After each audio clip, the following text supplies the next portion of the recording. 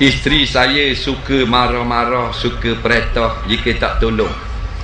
Dia kemas rumah, mandi anak lain-lain. Saya terpaksa turut sebab tak larat dah nak bergaduh 3 hari, tiap-tiap hari. Apa cara saya nak mengatasinya? Mohon beri penjelasan. Dengar molek. Orang perempuan ni dia lemah segala-galanya. Nak banding orang lelaki. Orang lelaki lari laju. Tak? Batu liwat kalau pertandingan lari, lelaki suku, perempuan suku. Betul tak? Kalau baling benda-benda, perempuan suku, lelaki suku. Rotor peluru tak lewat sama, kalah perempuan. Semua kalah. Melainkan mulut Tuhan beri, menang perempuan. Betul tak? Dalil tengok mak kita dengan ayah kita, mana banyak mulut? Mak. Tok kita dengan tok ki? Tok.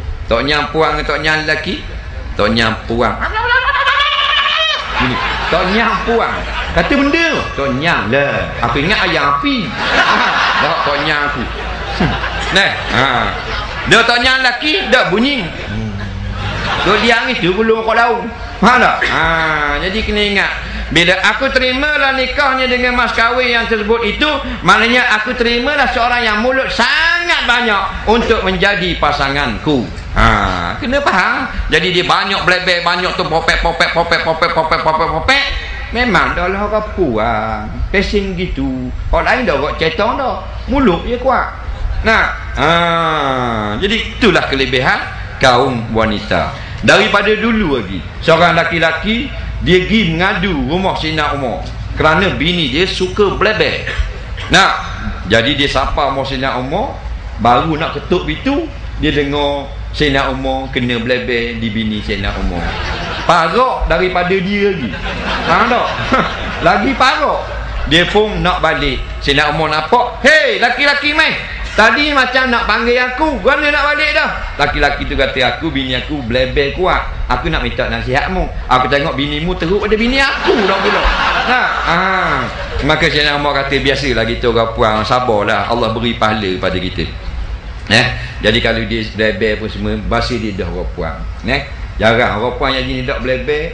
2 jenis isteri. Yang pertama bisu. Yang kedua dia sedang tidur. Kalau bangun mesti bunyi selalu. Betul tak? Orang puan jangan main. Anak kita salah hapus stokeng, dia belebel.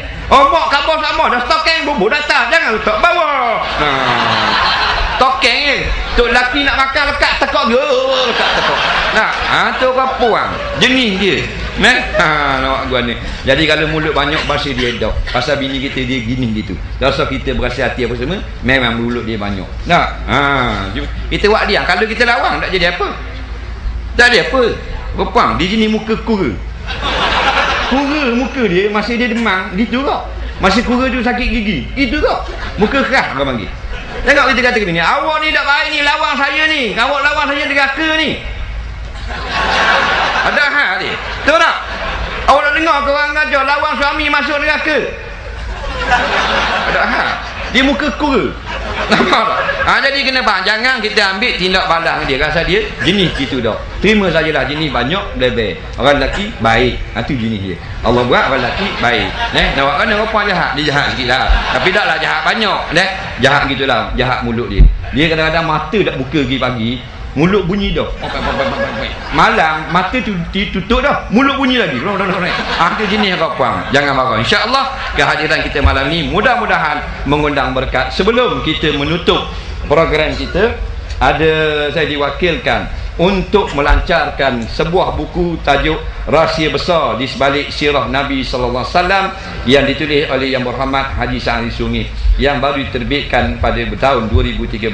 Jadi siapa yang nak beli buku ini, ada di pasaran, di kedai-kedai buku dan ada dijual di tempat kita pada malam ini. Jadi kita lancarkan buku yang bertajuk Rahsia Besar di Sebalik Sirah Nabi sallallahu alaihi wasallam.